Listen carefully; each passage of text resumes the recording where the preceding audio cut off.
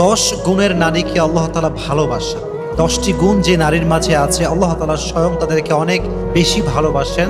সে নারী কারা, কি কি গুণ তাদের মাঝে থাকতে হবে যে আল্লাহ ভালোবাসবেন, সেই গুণগুলো আজকে আমরা আমাদের তাফসীর প্রোগ্রামে জেনে যাব। ঠিক আছে ইনশাআল্লাহ। নাম্বার 1, যে গুণের নারীকে আল্লাহ তাআলা ভালোবাসেন তাদের মাঝে নাম্বার 1 হচ্ছে সেই নারী যে নারী অভিযোগ কম করে। যে নারী অভিযোগ কম করে তাকে আল্লাহ তাআলা ভালোবাসেন। অনেক মেয়ে দেখবেন অল্পতেই অভিযোগ শুরু হয়ে যায়। কেবল বিয়ে করে আসছে, একটু স্বামীর আচরণ খারাপ হয়ে গিয়েছে, শুরু করে দিল কথা যে জীবনে কি করলাম, কেমন স্বামী পাইলাম, পুরো জীবনটাই আমার শেষ হয়ে গেল। অভিযোগের কোনো শেষ নেই। আবার আছে অনেক ওয়াইফ এরকম দেখবেন যে স্বামী সারা জীবন খাওয়ায়, সারাটা জীবন দেয়, কোনো একদিন একটু কমতি হয়ে গেলে বলে যে তুমনে আজ তক মুঝে ক্যা দিয়া, কুছ ভি নেহি দিয়া। সারা জীবন দিলা কি আমার, সারা জীবন আমি না খেয়েই থাকলাম, কোন জামাটা দিলা ভালো জামা, এটা অভিযোগ করে। তো প্রথমত সে নারীকে আল্লাহ তাআলা অনেক ভালোবাসেন যে নারী অভিযোগ কম করে। আল্লাহ প্রত্যেকটা মা বোনকে অভিযোগ মুক্ত জীবন দান করুক, সকলেই পড়ে আমিন। জীবনে সুখে থাকার সবচেয়ে সুন্দর একটি মাধ্যম হচ্ছে অভিযোগ কম করা। আল্লাহ আমাকে যা দিয়েছেন I am happy with that, I don't have any complain about that.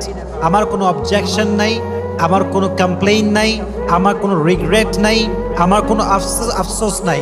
What ever I have আলহামদুলিল্লাহ উইথ দ্যাট। সকলেই বলেন আলহামদুলিল্লাহ।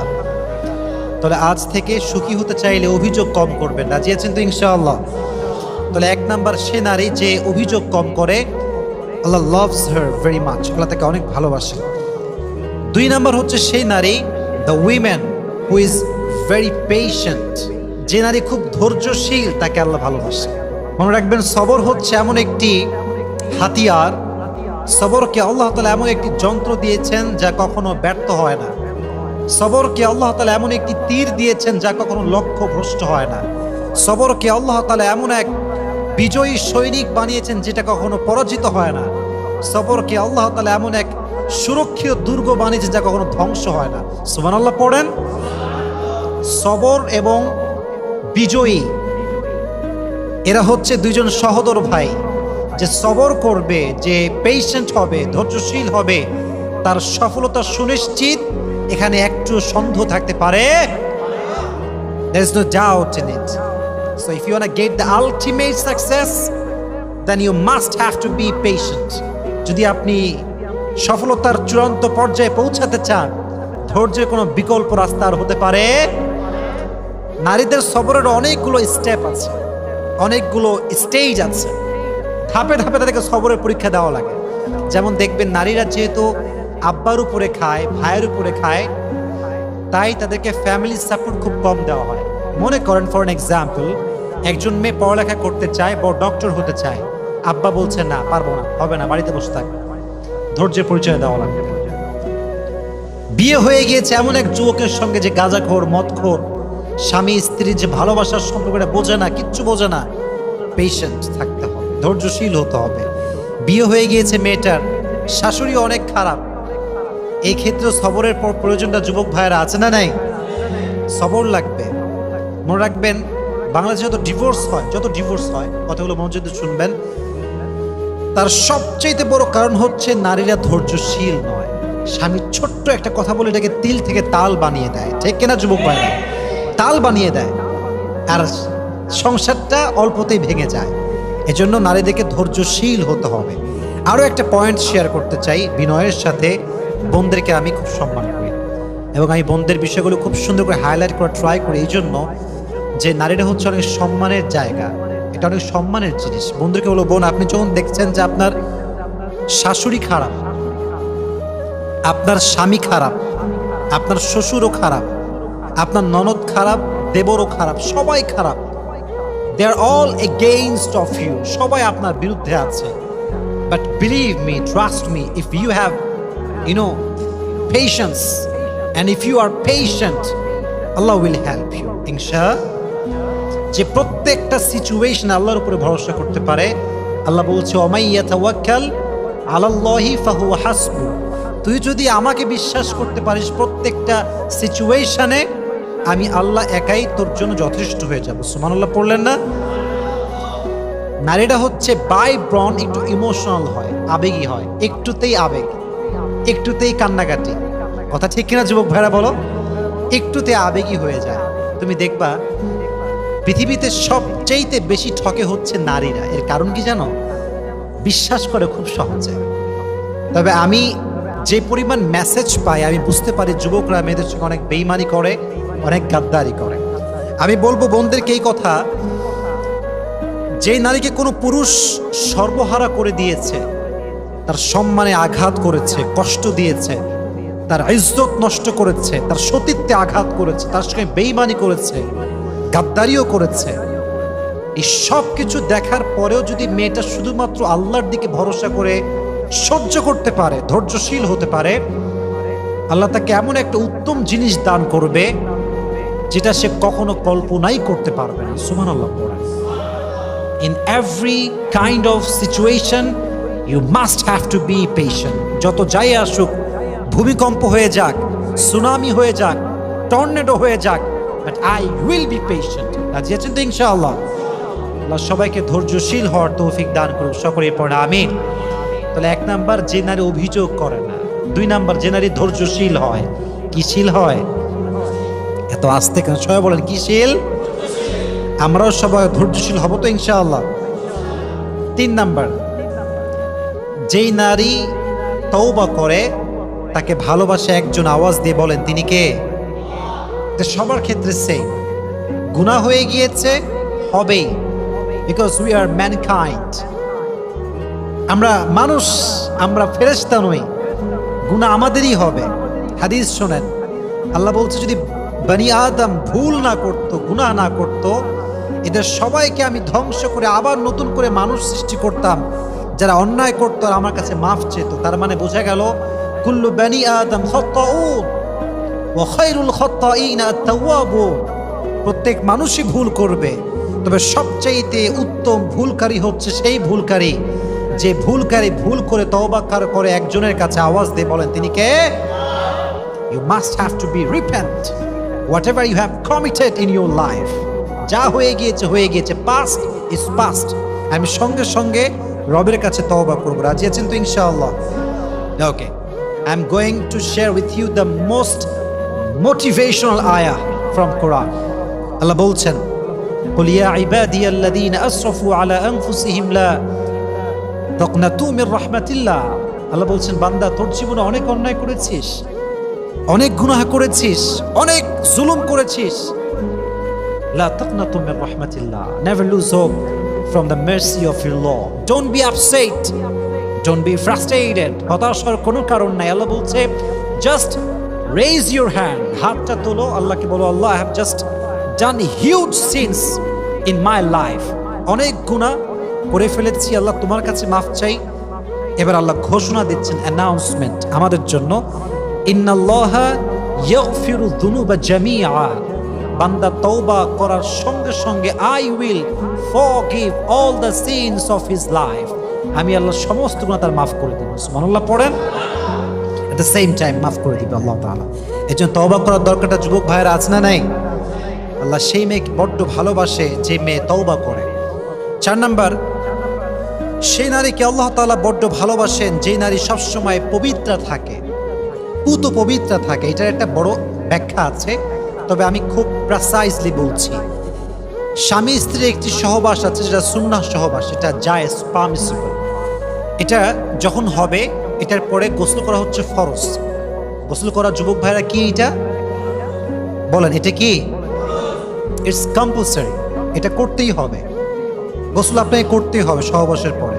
তো অনেক মেয়ে দেখা যায়, I am really sorry to say that, এটা বলতে হবে বোঝাবার স্বার্থে, অনেক মেয়ে স্বামীর সঙ্গে সহবাস করার পরে গোসল করে না, অনেক লম্বা সময় এরকম অপবিত্র থেকে যায়। এটা ঠিক না।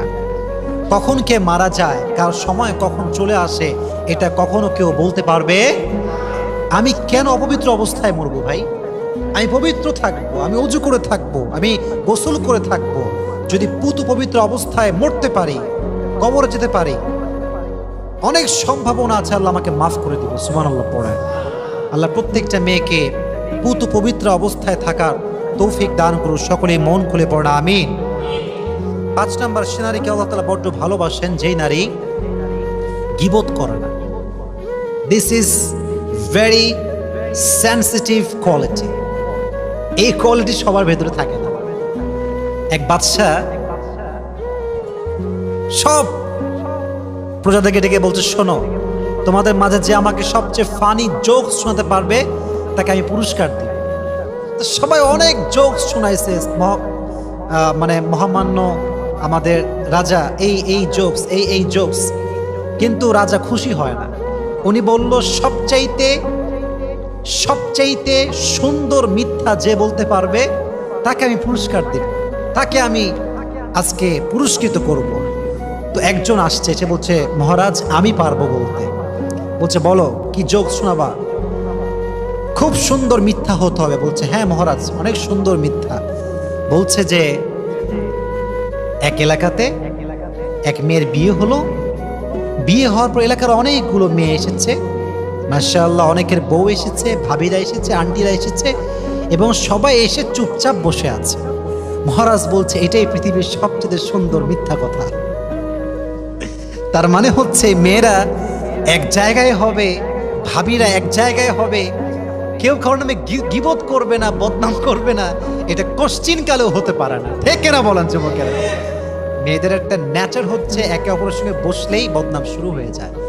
শুধু গীবত না, আরো অনেক মেয়েদের স্বভাব আছে। মেয়েরা দেখা হইলে বলে, কিরে তোর জামার দাম কত, কই থেকে কিনেছিস? সেদিন আমি একজন মুফতির বয়ান শুনছিলাম, তার বাসা হচ্ছে पाकिस्तान है। उन्हें बोलन जे लड़कियां ये बड़ी अजीब होती है, ये जनाजे से पहले से भी पूछता है औरत के हस्बैंड की जो वाइफ होती है उससे, ये ड्रेस तुमने कहाँ से लिया है? मेरी हस्बैंड मर गया। মানে ভাবটা হচ্ছে এরকম, স্বামী মরে গেছে, স্বামীর লাশ রাখা আছে, পাশে বউ আছে, বাহিরের ভাবিরা আসছে, কান্নাকাটি করে সবাই। স্বামীও মরে গেছে, বউ কাঁদতেছে, ভাবিরাও কাঁদতেছে, কাঁদতে কাঁদতে বলছে, হায় হায় হায়, কি তোর জামার দাম কত? কাঁদছে। মাঝখানে বলছে তোর জামার দাম কত? ওও বলছে আমার স্বামী কত ভালো ছিল, কত ভালোবাসতো, বলছে 1000 টাকা দাম। আমার কান্না শুনে। তো অনেক মেয়ে এরকম আছে, কোনো অবস্থায় সিরিয়াস হতে পারে না, সব জায়গায় হাসে। এরকম মেয়ে আছে না যুবক ভাইরা? আছে। বদনাম করার স্বভাব, গীবত করার স্বভাব, সব জায়গায় হাসার স্বভাব। এই জন্য সেই মেয়েকে আল্লাহ অনেক ভালোবাসে যেই মেয়ে গীবত করে না। আল্লাহ প্রত্যেকটা মেয়েকে গীবত মুক্ত জীবন দান করুক, সকলে পড়ে আমিন। 6 নাম্বার, সেই মেয়েকে আল্লাহ তাআলা অনেক বেশি ভালোবাসেন যেই মেয়ে তার হাজবেন্ডের সঙ্গে হয় সুন্দর এবং কোমল আচরণওয়ালী নারী। অনেক মেয়ে দেখবেন হাজবেন্ড আসলে ওর গা খিটমিটে শুরু হয়ে যায়, খাইসটা চোখের দিক তাকানো যায় না। আবার অনেক মেয়েকে আমি মাঝে মাঝে বলি না যে অন্যরা কল দিলে কেমন আছেন ভাইয়া, আসসালামু আলাইকুম, ভুলে গেছেন দেখছি, এগুলো বলে। আর স্বামী আসলে কোনো কাজ কাম নাই, খালি আমার ডিস্টার্ব করে, এই সেই কত কথা, খালি অভিযোগ করে। এটা ঠিক না। আল্লাহ সে নারীকে বড্ড ভালোবাসে যে নারী তার স্বামীর প্রতি যত্নশীল হয়। সুবহানাল্লাহ পড়লেন না? সবাই জোরে সোরে পড়েন সুবহানাল্লাহ। আমি বোনদেরকে বলবো, স্বামীকে আপনি যে ভালোবাসেন এটা আপনাকে বারবার বারবার বলতে হবে। যতবার আপনি বলবেন ততবার আপনার আমল নামায় সওয়াব লেখা হবে। সুবহানাল্লাহ কোথায়? যতবার বলবেন ততবার সওয়াব। হারাম রিলেশনশিপে টেক্সট করাও হারাম, ভয়েস কলও হারাম, মিট করাও হারাম। হালাল রিলেশনশিপে তুমি কি খাইছো এটা বলাও শুধু জায়েজ না, এই যে আপনি যত্নশীল হলেন এটা তো আপনার আমল নামায় সাদাকার সওয়াব লেখা হবে। সুবহানাল্লাহ পড়েন। তো মেয়েদেরকে বলবো, বোনেরা আপনারা বিয়ে করার পরে স্বামীকে বলবেন যে আমি আপনাকে বড্ড ভালোবাসি, আমার সমস্ত অনুভূতির জগতে শুধুমাত্র আপনি আছেন, আপনাকে আমি ফিল করতে পারি, কাউকে আমি ফিল করতে পারি না, আমি আপনার প্রতি আসক্ত, কোনো পরপুরুষের প্রতি আমার কোনো আসক্ত আসেই না। এই কথা যে নারী স্বামীকে বলতে পারবে আল্লাহ তাকে ভালোবাসবে। সুবহানাল্লাহ পড়ে। আল্লাহ বোনদেরকে স্বামীর সঙ্গে রোমান্টিক হওয়ার তৌফিক দান করুক, পড়ে আমি। 7 নাম্বার, সে নারীকে আল্লাহ তাআলা বড্ড ভালোবাসে যেই নারী তার চোখটা পরপুরুষের থেকে হেফাজত করে। বড্ড ভালোবাসে আল্লাহ তাআলা তাদেরকে। কারণ আজকালকার মেয়েরা চোখ হেফাজত করতে অনেক অনেক ফেল, খালি বলে ক্রাশ খাইছে। কি খাইছে যুবক ভাইরা? ভয় পায়। কথা বলো, কি খাইছি? বিফোর ম্যারেজ ক্রাশ খাওয়া, ইজ ইট হালাল অর হারাম? Loudly answer me, man. Is it halal or haram? Haram. Definitely haram. Crash খাইছি না, এটা ঠিক না।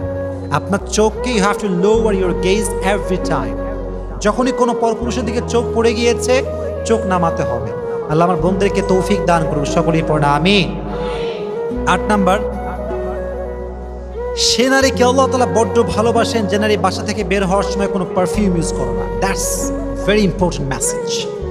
অনেক মেয়ে দেখবেন এত বেশি পারফিউম ইউজ করে, I am really sorry to say that, তাদের সুগন্ধিতে অনেক যুবকের চরিত্র নষ্ট হয়ে যায়। ঠিক না বলেন যুবক ভাইরা? এটা খুবই খারাপ জিনিস। একটা সময় আমি খুব অটোতে উঠতাম, এখন তো অটোতে উঠা খুবই কম হয়, বলতে গেলে বন্ধু উঠা হয় না।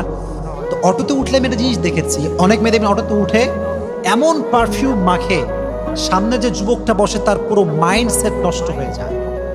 এটা খুবই খারাপ জিনিস। আমার বোন থেকে বলো, বোন, হাদিসে এসেছে যেই নারী পারফিউম ইউজ করে বাইরে বের হয়, তার পারফিউমের গন্ধ যখন পরপুরুষের নাকে যায়,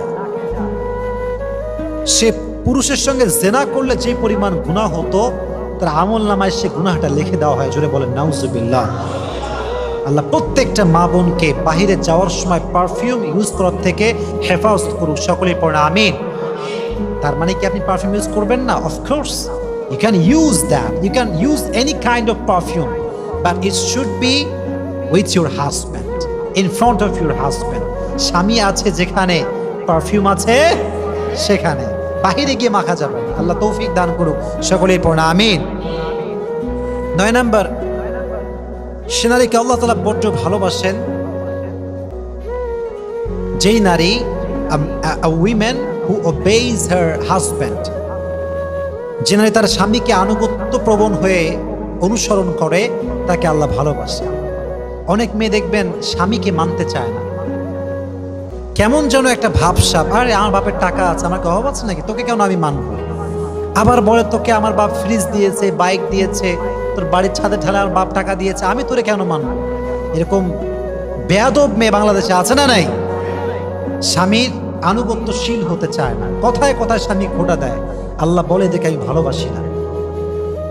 যে স্বামীকে ভালোবাসে, স্বামীর আনুগত্যশীল হতে পারে, স্বামীর কথায় ডানবাম হতে পারে, আল্লাহ তাকে ভালোবাসতে শুরু করে দেয়। সুবহানাল্লাহ।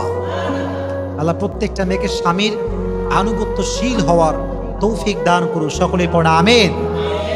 আচ্ছা, এটা প্রশ্ন করি, আমি তো শেষের দিকে চলে এসেছি, আমার কথা শেষের দিকে। পৃথিবীতে,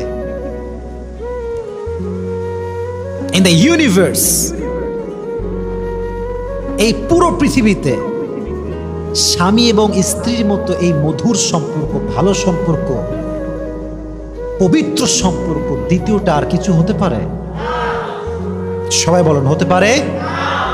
কোরআনে একটা সম্পর্ককে সবচেয়ে দামি সম্পর্ক বলা হয়েছে, এই সম্পর্কের নাম হচ্ছে স্বামী স্ত্রীর সম্পর্ক। সুবহানাল্লাহ। Husband wife relation is the lovely relation in the world.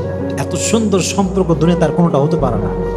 মনে রাখবেন, পৃথিবীতে এমন জীবন সঙ্গী পাওয়া অনেক কঠিন, যে জীবন সঙ্গী আপনার অনুপস্থিতিতেও আপনারই থাকবে, যে জীবন সঙ্গী আপনাকে বাদ দিয়ে কারোর সাথে কথা বলবে না, যে জীবন সঙ্গী আপনার সঙ্গে হাজারটা ঝগড়া হোক, হাজারটা মারামারি হোক, তবুও সে আপনার প্রতি আসক্ত হবে, অন্য কারোর দিকে চোখ তুলে তাকাবে না। ঠিক না বলেন?